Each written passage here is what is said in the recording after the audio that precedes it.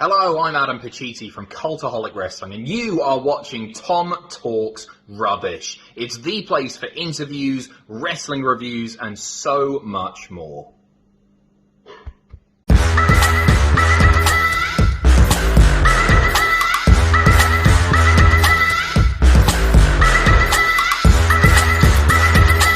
Sure, you subscribe to Tom Talks Rubbish. I highly recommend you subscribe here first. Oh, Okay.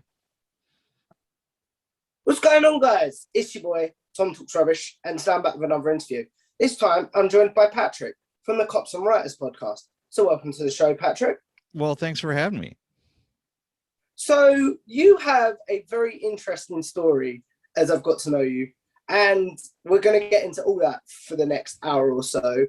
But what is, for the people that may not know, what is the inspiration? What is the Cops and Writers podcast?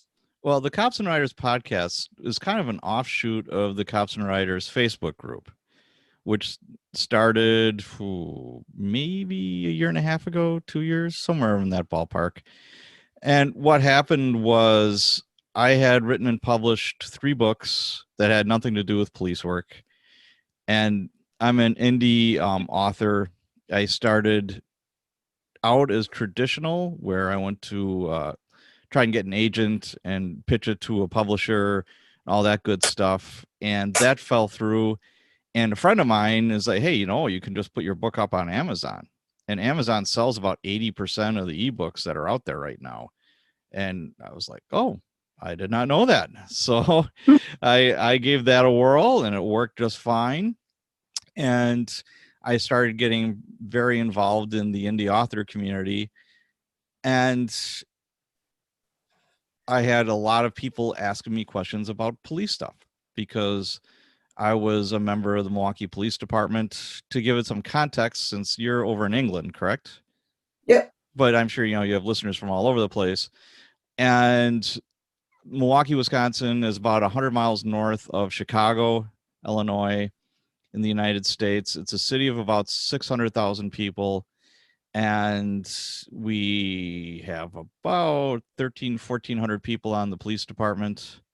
So I started in 1995 as a rookie, and I got promoted about 6 years later to sergeant, and that's where I retired. After 25 years on the job, I retired in 2020.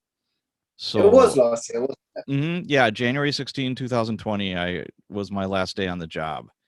So I had real life experience, and I was a writer, so I would go to conferences, etc. And I had people asking me all kinds of police questions that were writing, crime novels, that type of thing. So I thought, well, what the heck? I'll start a Facebook group. There seems to be a lot of interest in this. So I started the Facebook group, and people started getting very interested in asking questions, etc. I mean, it started out with, it was me and my editor and a couple of friends. Now I'm up to about 4,200 people in the group, somewhere in that ballpark. Wow. And in the Facebook group, it's Cops and Writers Facebook group. And I've got, forensic psychologists. I've got DNA experts. I've got police officers, detectives from literally all over the world. So that's pretty cool. I've been very lucky with that. I keep a really good group, and I've got really good admins that help me out because I can't do it by myself. It's just too big. No. So I started doing that, and people are like, you should really write a book that would help writers. So I'm like, yeah, I probably should. So I was in the middle of writing a zombie apocalypse book. I was halfway done with that. And, it just seemed like there was a need and a want for a police procedural book. So I wrote Cops and Writers from the Academy to the Street, and that was very well received. Then I wrote a sequel to that. It was Cops and Writers, Crime Scenes and Investigations. That went a little deeper into the woods as far as, what happens at a crime scene, who does it, etc. So that's how everything just kind of popped off. And then I always enjoyed listening to podcasts, and I always thought it'd be interesting to have a podcast. So I just started one, and I'm 31, 32 episodes in. Something like that. What was I going to ask? Was there not, when you retired, a desire to step away from the police work community sort of thing? Well, I knew it was time. And when you know it's time, it's time. I didn't hate the job. Actually, I really enjoyed the job. I mean, it has plenty of baggage, both physically and mentally. You know, you're not going to get out unscathed if you work 25 years on the street in a busy urban environment. So, you know, you have that, but I've got no regrets. I did a lot of cool stuff, and there were days that I'd come home from work and I'd be like, wow, that was kind of cool. You know, how all that played out. And, you know, I do a job that a lot of people write books and make movies about or TV shows, but I'm actually doing it. So yeah, I got zero regrets, like I said before, but you know, I got a little bit older, and after 25 years, that's enough. And that was enough time. That was time to say goodbye. Yeah, but what I mean by that is you're still involved in the community with the Cops and Writers podcast. With was there not a desire to step away from the community itself? No, not really. You know, it'll happen a little bit naturally. You know, obviously the people that you work with every day, you know, you become friends with, and you start doing stuff together like after work. And the police community is even tighter yet. You know, it's very, you know, a lot of people compare it to a family, and it is. It's very similar to being in a family. And, you know, but like anything else, when you're away from it, you know, out of sight, out of mind, unless you make a concerted effort to stay in touch with these people, you're going to drift apart. And my closer friends, you know, I've stayed friends with and stay in contact with, and then like associates, you just kind of drift by the wayside. Yeah. So if we get into, because I want to do this in like two sections almost, like bits of your career and then the Cops and Writers podcast, if that's okay. Anything you want. So if we get into your career, did you work homicide and stuff like that, or were you robbery? I was a sergeant. I was in charge. I was a street sergeant. So I was in charge of the cops that would respond to whatever call or came upon whatever. So as a patrol sergeant, my day would start. That answers my next question. Yeah, it all depends. You know, when I first got promoted, I worked midnight to 8 a.m. And, you know, roll call was at, you know, like 11:45 at night. And I would give roll call, like what you'd see in movies or TV, you know, sergeants up in front behind with a clipboard and the podium. And, you know, it's like, okay, this new order came out, you know, this changed, this law changed, these two cops, you know, this one cop had a baby, or this one cop died, you know, with like funeral, you know, this retired officer, you know, passed away. Here's the funeral arrangement, you know, information, or this officer had a baby, and, you know, everybody's happy and healthy, and, you know, cards and well wishes can be sent too, you know, that kind of thing. So roll call was a little bit of everything. And then, okay, we're having a problem with armed robberies in this area. Keep a close eye out for, you know, this vehicle, this person, you know, that kind of thing. Then I give them their assignments and let them loose on the street. And, you know, it's like my last assignment was day shift. I worked day shift for about 7 years, something like that. And that was 7 or 8 in the morning, depending, till 4 in the afternoon, unless you caught something later on. Then that could, you know, you could be working till 10 o'clock at night. You just don't know. But what happened was, as a sergeant, there were specific assignments that I had to go to. If there was a dead body, I would have to go to it. If there was a sexual assault, a fire, a robbery, especially a business robbery, like a bank robbery or a store, or pharmacy, that kind of thing.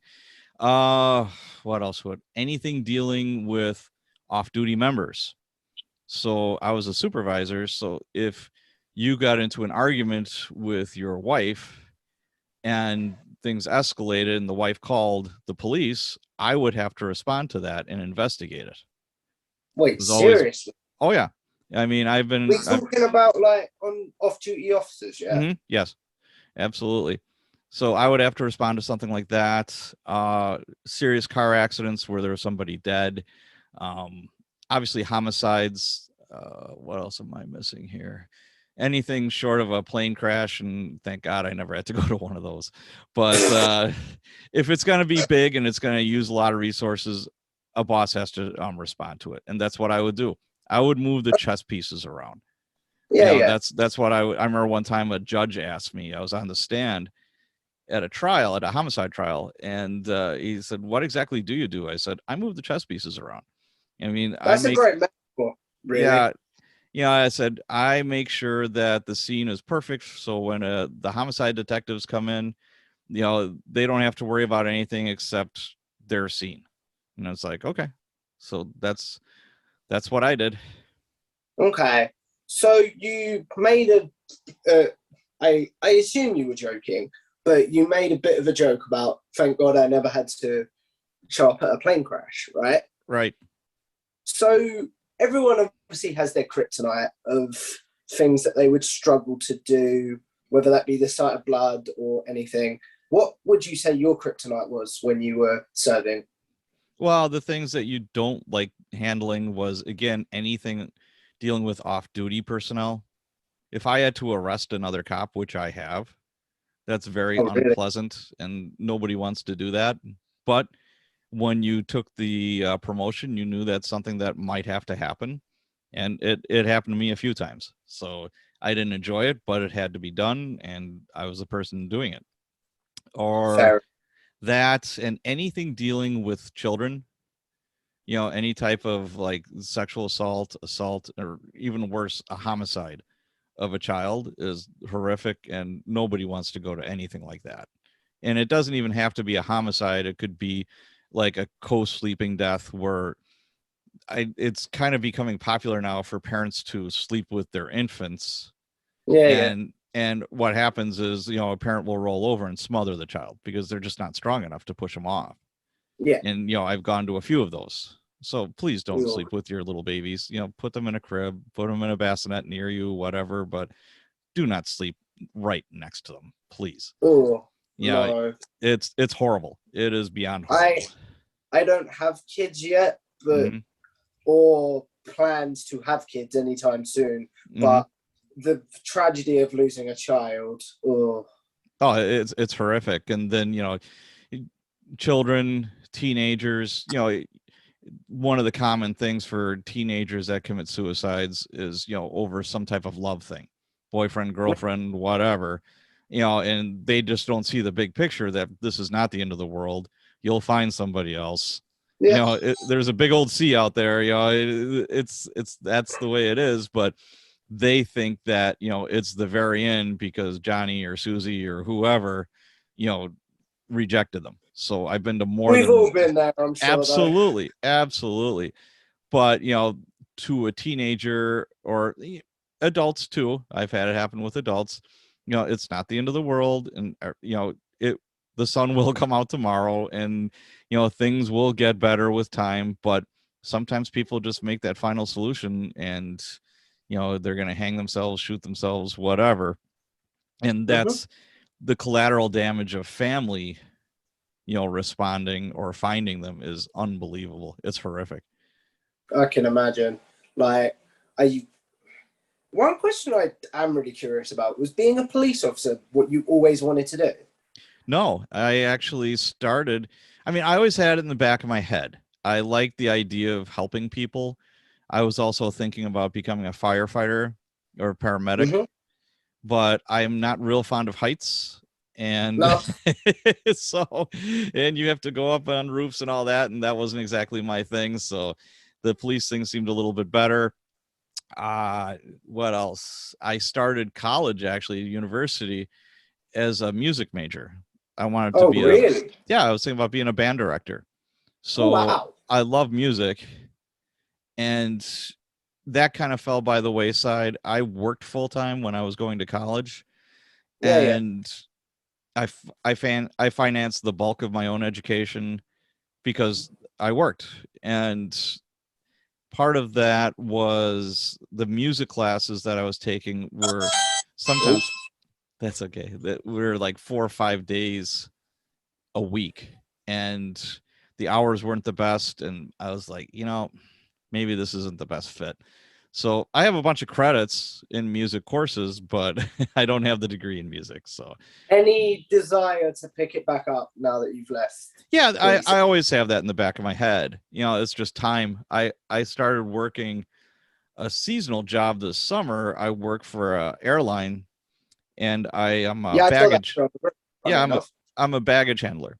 So I throw bags around all day. So I'm pretty tired when I get home, and once I should be done with that in a couple of weeks, and then hopefully I can start ramping up some other things on the side. I'll tell you a story about baggage handlers, but I'll tell you off camera just in case. Okay. So like, did you work like let me start that one again. I want to get into more like TV shows now with police officers. What is the most inaccurate police drama in your opinion? Most of them. Are they really? Oh yeah, absolutely. There's most shows that you see on TV are complete garbage or rubbish, as you would say over there. Yeah, it's terribly inaccurate. The things that jump out at me is their rank system. Say there's a big like crime scene, Chicago PD or LAPD or whatever, and it's a sea of detectives and maybe one or two cops.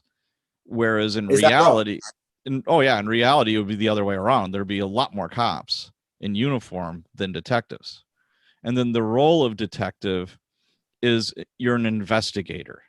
You're there to solve the crime and go, and catch the bad guy, whoever committed said crime. But you're not a boss depending on the department. In some departments, it's not even a promotion.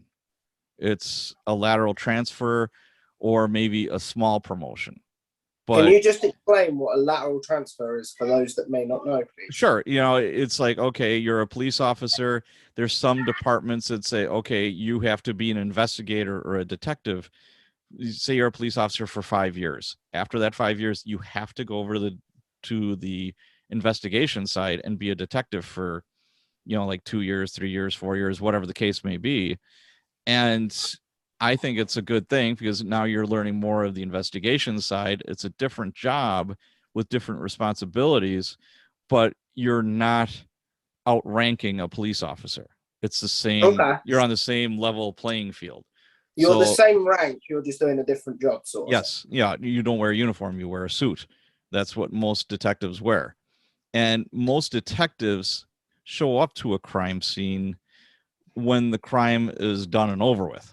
Sometimes like a half an hour. I would have a homicide and, I'd have a dead body, maybe somebody in custody, depending on what the situation was. And the crime scene could be somebody's living room. It could be a backyard. It could be a whole block long where it was a running gun battle. It all depends. And I have to take care of all that and make sure it's secured, make yellow tape, all that kind of good stuff. Mm-hmm. And sometimes a detective wouldn't get there, or detectives, for an hour. But like on TV, they're beating the cops. Yeah. Like on TV, they roll up straight away. Yeah, absolutely. And unless you're working some kind of specialty unit like drugs or vice or like anti-gang unit, something like that, as a detective, you're not chasing anybody. You're not chasing people in cars. You're not knocking down doors. What you're doing is kind of boring, monotonous, but very important work where, okay, say they show up at a homicide scene. One of the detectives is going to diagram the scene and capture it in his or her like notebook. Okay. It's a 800 square foot single family home. The deceased is in the living room. His head is pointing north. They get very, very specific, and they'll work with the CSI people, who take the pictures and get blood samples and try and get DNA, et cetera, et cetera. They work in concert with them. And then you'll have other detectives that are going to be interviewing people as far as the first person that calls for something like, say, a homicide, obviously the most dramatic, dynamic crime that there is for the most part. And they're a fountain of knowledge. Usually they're ones who find the body. They might have an idea of who killed this person, what the circumstances were, some information on the deceased, so we can make a notification, a death notification. So they're very important. So they'll do a good interview of the 911 caller, the person who calls the police. Because with the 911 caller, they always seem like panicked. Oh yeah, absolutely. They just saw a dead body that shouldn't be dead. We're on TV. Is that accurate? Or? That's pretty accurate. I've had people that had nothing to do with anything. They were just walking by or driving by, and they were just being a good citizen and called the police. Says, hey, that person doesn't look too good. There's a knife sticking off his back. He's there's a whole lot of blood around that guy on the sidewalk. That doesn't seem right. So I know what you mean. So they're just being good citizens, and they are helping us out, and they will get a good interview. Then we're just going to start knocking on doors. I would always have the police officers knock on the doors, that within a block radius of where this happened. Did you hear anything? Did you see anything? Et cetera. If somebody had some decent information, I saw a white Chevy Camaro going 100 miles an hour down the street after a bunch of what I thought were gunshots. Okay. Now a detective is going to talk to them when they get there. So I just had a question. Sorry. Sure. So, obviously you say that most TV shows aren't accurate. Correct. But can you see why? I'm trying to figure out how to phrase this, and I apologize. Can you see why they did that from a creative aspect, though? Well, they're doing it to make it exciting. And, obviously actors and actresses are good looking. Most of them look like they just stepped off a fitness model, Muscle and Fitness or whatever magazine cover. They're all good looking people. Not all cops are good looking. When you're going through the academy, you're in good shape. But, life and having children and whatever else, sometimes people let themselves go, and some of them are still in really good shape. It depends on the person. And that's real life, where on TV and movies, everybody looks great and can, leap 6-foot fences in one jump and do all kinds of cool stuff. That's not the way it works at all. No. Just as simple as like kicking down a door in Hollywood, they just kick the door and it goes down. It seems to fall down straight away. Right. That almost never happened. I remember kicking doors. It would take 4, 5, 6 good donkey kicks where you're kicking from behind. It's a lot stronger that way, but it doesn't look very sexy. And you want to keep your audience's attention. Nobody's going to want to watch a TV show or read a book where the detective is going over police reports for 4 hours. So, that'd be pretty boring. Yeah, I understand what you mean. So in reality, if crime show, and I mean this with the utmost respect, sure, but if crime shows were based on reality, would they be trying to say this as respectful as I can? Boring. They would be boring. Yeah. I mean, we always would joke about it. It's like when I first started as a cop, and pretty much far into my career as a sergeant as well, we would always have a car chase or two every night. So you're driving 60, 70, 80 miles an hour plus down city streets trying to get a bad guy who just did whatever. Your heart's beating out of your chest. And then usually there's a crash or they run out of gas or whatever. Then it's a foot chase and you're running through yards in the middle of the night in the dark, whatever, blah, blah, blah, or even during the day. And it's total excitement. You get the bad guy and you get him into custody. And now you have 4 or 5 hours of reports to write. Yeah. So much for the fun there. It's a lot of work. That's what people just don't see, and then, okay, there was a crash or whatever. Okay. Now you're under arrest. I have to get you medically cleared. I'm responsible for your physical well-being. Once I put those handcuffs on you, I can't just forget about you. See, by the way. No, you don't. I am totally responsible for you. And me being a supervisor, I would make sure that would happen. Okay, he's got a bump on his head. He crashed, into another car during this chase. We have to take him to the hospital. Or he's diabetic. Hey, I need my insulin. I have high blood pressure. I'm diabetic. I've got this. I've got asthma. Off to the hospital we go, because the last thing we want is somebody, vapor locking when they're in our custody. So Yeah. we're responsible for them. So again, that'd be pretty boring on a TV show. It's like, all right, here we're waiting in the ER for an hour for a doctor to see this guy and talk to him for 2 minutes, and say you're fine, and I'll back off to jail we go. Yeah. So what I'm saying is you can see why they did certain things from a creative aspect. Absolutely. There has to be, you have to keep the story going. You have to keep it, trudging along there. I think I asked this in the Facebook group once, like, where is the line, do you think, between, yes, that's creative and fun and enjoyable, but if someone did that in my department, I'd throw the book at them, sort of thing. Yeah, here's the thing, a very common trope in TV and movies, etc., is the renegade detective, like say he's a homicide detective that's breaking all the rules to get the bad guy. Well, if he's breaking all the rules, he's going to get fired and probably criminally charged. I was going to say, I assume that if the amount of rule breaking that was done in crime shows was done in real life, they'd be in prison, correct? Oh, absolutely. One of the common tropes too is, say, an interrogation. It's, you would have a detective or a police officer screaming at this person who's handcuffed, to a chair or whatever in a interrogation room, and everyone's screaming at each other. And then, the detective, I saw this on one TV show and I almost fell out of my chair laughing. This female detective takes her gun out of her holster, which first, you never go into an interrogation room armed. Never. I was just going to ask that. No, you do not. You secure your weapon if you're in a secured facility.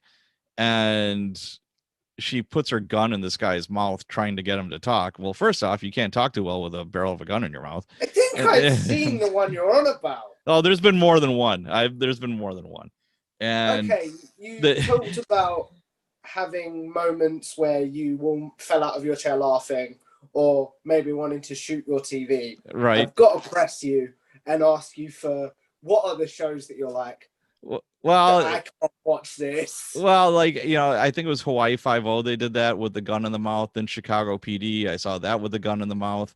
Those are just two that I can think of right off the top of my head. I know there's been more. I quite like them as well. Yeah, I mean, yeah, they're going to look at them the same now. They're fun and are entertaining, but like I said, almost every department will video and audio record interrogations and interviews. So the judge is going to see that, a jury is going to see that, your boss is going to see that, internal affairs is going to see that. Any of them see all what happened. A, the case is going to get thrown out the window, even if they are guilty. And B, that officer is going to get charged. They're going to go to prison, and obviously they're going to get fired. So, and then also like shooting locks off of doors. I've seen that on more than one TV show. That's a common trope. The only thing that could happen there is you could get a ricochet of either a bullet fragment or wood or metal and hurt the person next to you. That never, ever, ever happens. Okay. But you say that most of them aren't very accurate, but like, are there any that you're like, that's pretty accurate? Yeah, there's a couple. Barney Miller is an old TV show that was actually, they got the humanity down right, where it was a squad room full of detectives in New York. Now, I've never worked in New York, but police work is police work. And, you had one detective that is the Marine veteran. That's like the big guy. Is that a common thing with detectives or police? Yeah, we back after Vietnam. Well, it started with World War II, actually. After World War II, a lot of World War II vets became police officers or firefighters. And then Vietnam era, a lot of Vietnam vets went and became police officers. And now it's not as many, but I worked with a lot of vets or guys and gals that were still in the reserves where they drilled like 1 weekend a month. They were like part-time. So yeah, it's kind of a fit, but I mean, I worked with just about everything. I mean, I'm a college graduate and I worked with plenty of other college graduates.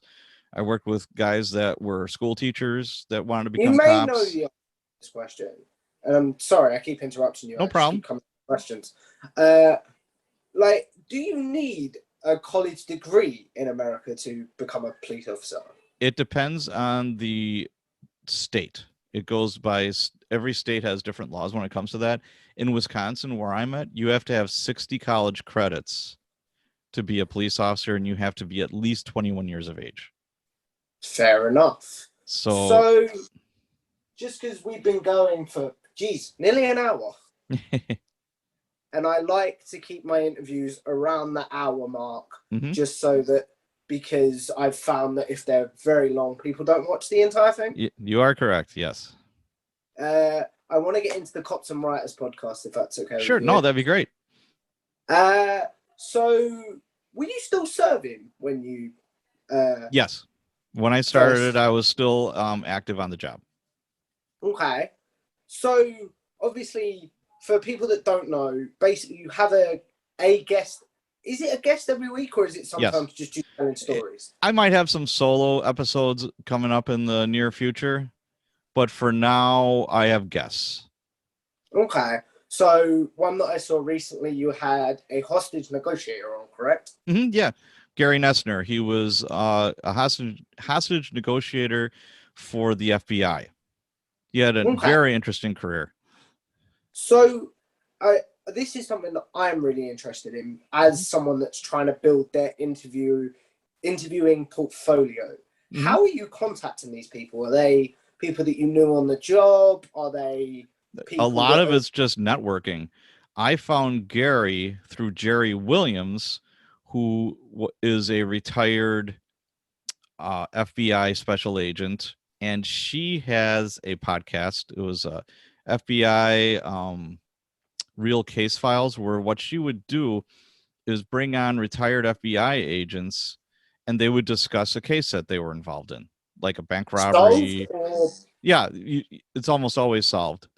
And they would go over all the particulars, and she had Gary on the show.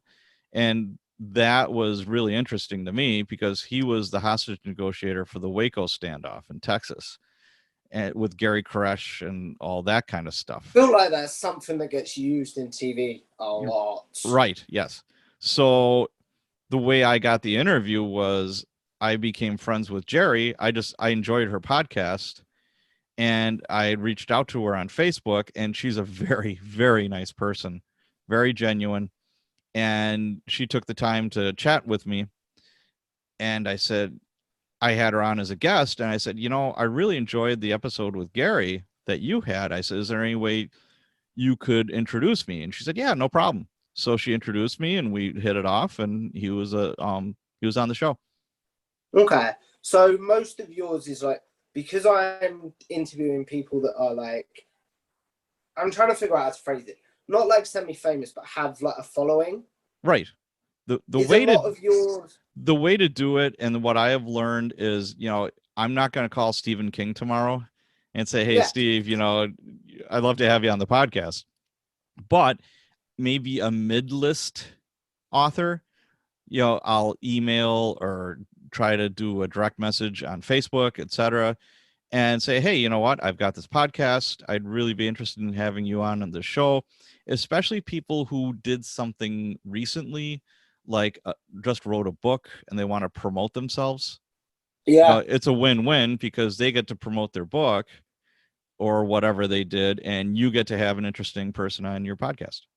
It's like with our conversation, I'm going to tell the story of how this came together, if that's okay. Mm-hmm.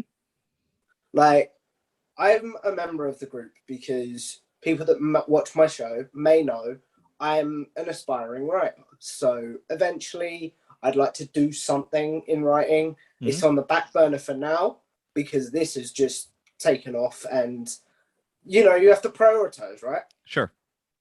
So, and I'd sent you a few messages because there was a bit of my writing content that wasn't, I'm trying to figure out how to phrase this, correct me if I'm wrong on this, wasn't appropriate to discuss in the group, but you were happy to direct message about it. Sure. So, and I still had our conversation open, and I was looking for interviews, and it was like, I'm just going to ask him. All he can say is no. Absolutely. Do you know what I mean? Yeah, and that's for anybody out there that might be listening to this that has a podcast or a YouTube channel or anything like that. The very worst thing that could happen is they completely ignore you. And if they're nice about it, they'll send you an email. It's like, you know what? Not right now, but maybe later or whatever. But okay, That's one fine. thing that I'm finding as an interview. The amount of people that just ignore you. Yeah, that I don't ignore anyone because I know how that feels. Because I mean, I still get ignored. There's some people I really wanted to interview, and I just heard nothing back. And I know that they heard me, but you know, they're very famous or very popular, and I'm like, well, if I don't ask, it ain't gonna happen. Exactly. So, and I found this chat to be very fun, and I appreciate you coming on. I will say Sure, that. absolutely. So, what was I going to say? So, with your interview style, is it sort of you have a list of questions and you reel off them questions, or is it more of a conversational for people that may not know? Probably a little bit of both. I like conversational. I've been the guest, and another way to get on podcasts and YouTube things like what we're doing right now is be a guest. And they don't have to be like super popular podcasts or whatever, but you're getting some good practice in and you're kind of figuring stuff out as you go along. And Pat Flynn, I don't know if you know who he is. He is a really I know big the name. Yeah, he's got a couple of podcasts and he's got podcasting courses and he's got a ton of free YouTube videos on podcasting. And one of the things I picked up from him was he doesn't have a specific outline when he interviews somebody, and he's a really good interviewer. If you ever get a chance, that's another thing. Listen to podcasts that you click with and you like the style of the interviewer. And you know, you don't have to copy them exactly, but you kind of get an idea then. You know, and Pat Flynn said what he does is, you know, he researches the person that he's going to interview. Obviously, you should know something about him. And secondly, he just does yellow stickies on the outside of his computer screen with just like bullet points. So he doesn't forget. With my phone. Yeah, I do it with my phone. I do it with the stickies. It works out really well. And you have to resign yourself to the fact that in a 1 hour interview, you're not going to cover everything that you wanted to. And that's okay. No, it's like the amount of interviews I've done and I've watched it back and gone, sugar, I meant to, do you know what I mean? Yep, me too. But you know what? That's okay. Because every interview has a certain flow to it. Sometimes the flow is great. You have some guests that are complete rock stars that can kind of go off on autopilot and they just kind of take over the show. And sometimes that's great. At the beginning, I was like, I'm just going to let him take off. I'm just going to let him monologue for a minute here. Absolutely. And then there's others that are very nervous and they've never done anything like this before. And like I said, they're nervous and they might be stuttering a lot and they're scared or whatever. That's fine. You mean, that's why I edit mine, and it all washes out in the end. It all washes out. I'm slowly getting into the editing game. Slowly. Okay. Like, not a fan, but I'll do it because it makes my content better. Do you know what I mean? It does. It does. You know, I edit, you know, 1 hour or a little over an hour podcast. I probably edit for doing intros, outros, music, and editing the content. That's a good 2 to 3 hours worth of work at least. So going back to like your interviews and stuff, so are most of, you've said that it's networking, but do you know most of the people that you interview? Not really. I mean, some of them I do know. Like later on today, I'm going to be interviewing Adam Richardson. He has the Writer's Detective podcast. And we've been friends for 3 years, 4 years. And I have met him at writers' conferences and we've done like panels together. And, you know, we'll go out and have a cigar and a mojito together, you know, that kind of thing. So, yeah, we're good friends and it's a very natural, you know, easy flowing. But then there's other people that maybe I met once or I've never met in person. And it's still, they have great personalities and they're very easy to talk to and they have really dynamic personalities. So it makes things, you know, yeah. So that's the way that works. Okay. So with your podcast, it's obviously covering like life of a detective or life of someone like in law enforcement, and to help writers gain skill, Yes. not skill, insight is the word. Yeah, they could take a peek and kind of a behind the scenes look into what law enforcement really is. So, what was I going to ask? Like, we'll probably wrap this up in about 5 minutes, so I'll just do my wrap-up question, if that's okay. Yeah, whatever. Doesn't matter. What was I going to say? So, favorite podcast you've done so far? Favorite podcast I've done so far? Wow.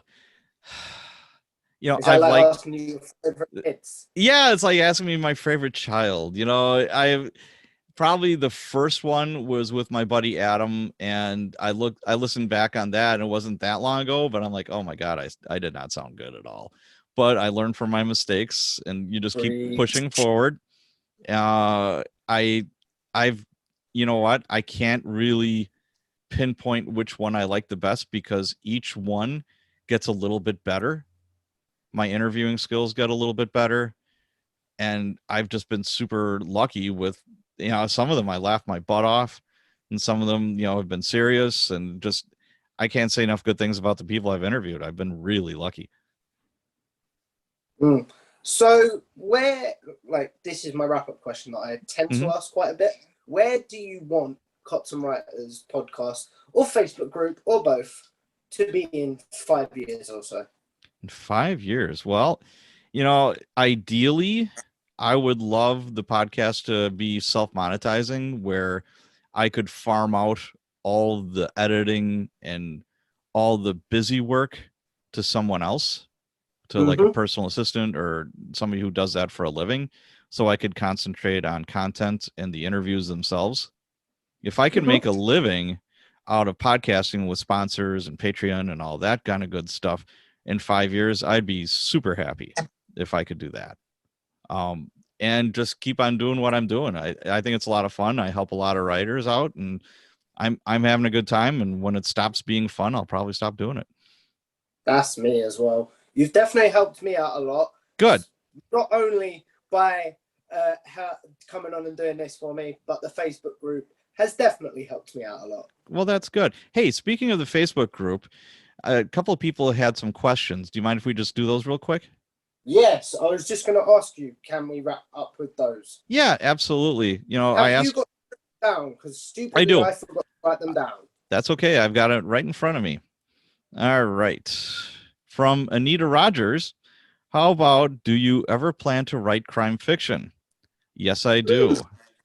I have an outline, actually, and I started a book. I don't want to say what it's about, but there might be a serial killer and some other fun stuff in there. So yeah, I am definitely going to be doing that. I just have to find the time. I think when I'm done working the baggage job, I'll start taking that more seriously. So let's see here. This is very unprofessional. I should have got them written down. That's okay. Rick Rybecky asked me, what's your perfect Sunday? I said you can ask me anything. I laughed my head off at that one. Rick is one of the funniest guys. He's a retired detective lieutenant from Chicago. That guy is awesome. I had a lot of fun talking to him. I'm not a big Sunday guy. I do like ice cream, but I like more like the Blizzard kind of thing from Dairy Queen. That's more my jam. TW Robinson asks, do you ever miss the job? Yes, I do, but I don't obsess about it. I don't obsess about it, and I'm not gonna cry about it. You're breaking up a little bit, bud. I have a question. Sure. Can you hear? Did it take you a while when you first retired to switch off from the job? Yes. And right after I retired, COVID and the George Floyd riots kicked off. I had friends get hurt. They were working 20-hour days, getting everything from everything but the kitchen sink thrown at them. One of our motorcycle cops got shot. You know, it was a very bad time, and I had a very hard time with survivor guilt, because I thought to myself, why should I be retired and safe while all my friends are out there risking their butts? So that was going to be my next question.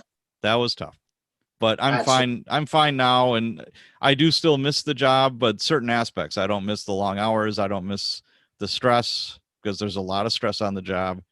But I do miss the camaraderie with, the cops and my fellow bosses. What I will just ask is, do you think, say, like you'd chosen to stay on through the pandemic or something, or the George Floyd stuff, do you think you'd have struggled to work during that time? I've been through riots before. I've worked over 24 hours in a shift due to like part of the city on fire. So that's nothing new. And as far as COVID goes, it's one more thing that you would have to adjust to, and you would just have to deal with it. Police work can't stop because of exterior things. You're going to have to adapt, and there are going to be some really bad days. But at the end of the day, you still need cops, and you still have to go in and do your job. So, is there any more on the Facebook group? Yeah. Let's see here. What was your best? Let's see. Fallon Rains asks, what was your best day on the job? Boy, that's a toughie, because I had a lot of good days, actually. It was not unusual to go home and think to myself, wow, that was kind of cool. I was driving 100 miles an hour. I caught a bad guy who was wanted for fill-in the felony, and now they're sitting in jail, and the victim will get some relief or some closure for the family of the deceased or whatever. I've arrested more than one person for homicide and other nasty crimes, and supervised some really big scenes where, I've helped out more than one cop on a personal level, and I've helped out citizens. So anytime I could help out a person that was in some type of crisis, that was probably, my best day. So I'll say that. All right. Lolo Page asks, what was the most gratifying thing you experienced in the line of duty that made you glad you became a cop? I would go back again to helping out cops with personal problems, because once you become their sergeant, you kind of win their trust over, etc. They will come to you with their personal problems. They'll come to you with all kinds of problems, and if you can help them out and be a shoulder to cry on, or whatever the case may be, that's what I really enjoyed. Or you're as simple as an elderly couple. I remember I had an elderly couple. Her husband had a heart attack, died on the floor in the kitchen, and I'm sorry, what? An elderly couple where husband and wife, they're probably in their late 80s, and the husband had a heart attack, died on the kitchen floor. Wow. And we had to respond to that, and I felt so bad for this woman, but I hung in there with her, and we had a nice connection, and I know I made it a little bit better for her in a horrible situation. Also like suicides where people will blame themselves. I was at a suicide where this person, husband and wife, had a huge fight and then went to bed in separate bedrooms. He woke up early in the morning and blew part of his head off with a shotgun. So as you can imagine, his wife was just hysterical. Oh yeah. And she thought he did it because of her. So I sat down with her and talked to her for hours and kind of eased the pain a little bit. So that's the best part about being a cop. Okay. Any more? Yeah, there's one more. Sophia Avis asks, what side effects from the job hurt your relationships outside of work? Benefited. You kind of get cop eyes, whereas, I remember I was chaperoning my son's field trip one day. Oh, and I see where this is going. Yeah, and we're in kind of not a great neighborhood in the city, and I'm there and I see two prostitutes a half block down. I see a kid driving a stolen car in front of this bakery.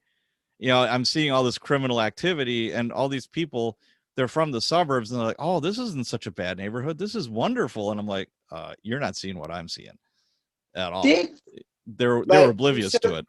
Yeah. You said about cop eyes, and I apologize for interrupting you. Have you switched them off since you retired? Or That'll do you never- reckon they'll always be no. with you? I'll always have them. Here's the thing: you go to a restaurant or whatever, you always sit with your back to the door. I mean, back to the wall, so you can see people coming and going. You assess the crowd. I've seen people with guns in their pockets, et cetera, that my wife had no clue. Out like of on their curiosity, belts. Yeah, just you carry.